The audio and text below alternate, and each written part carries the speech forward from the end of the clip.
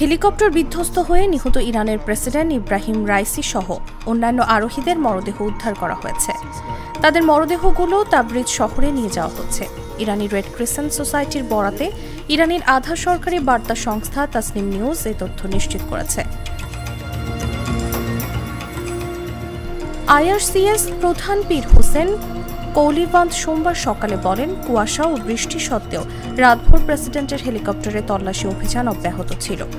একটি ইরানি ড্রোন হেলিকপ্টারটির ধ্বংসাবশেষের অবস্থান শনাক্ত করার পর উদ্ধারকারী দলকে দুর্ঘটনাস্থলে পাঠানো হয়। তিনি জানান, হেলিকপ্টারে থাকা সব আরোহীর মরদেহ অ্যাম্বুলেন্সে করে সরিয়ে নেওয়া হয়েছে এবং সেগুলো তাবরিজে নিয়ে যাওয়া হচ্ছে।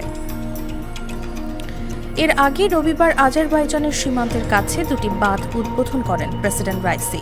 এরপর হেলিকপ্টারে চড়ে ইরানের উত্তর পশ্চিমের তাবরিজ শহরের দিকে যাচ্ছিলেন তিনি। তার সঙ্গে পররাষ্ট্রমন্ত্রী হোসেন আমির আবদুল্লাহিয়ান সহ আরও বেশ কয়েকজন কর্মকর্তা ছিলেন।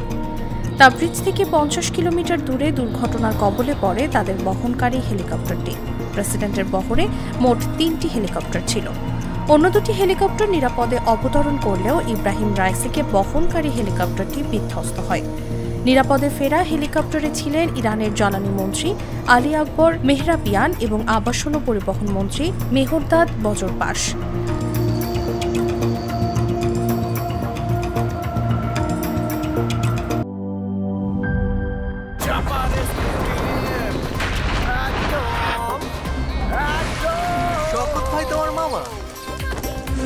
এত খাও চাপার জোর বাড়াও।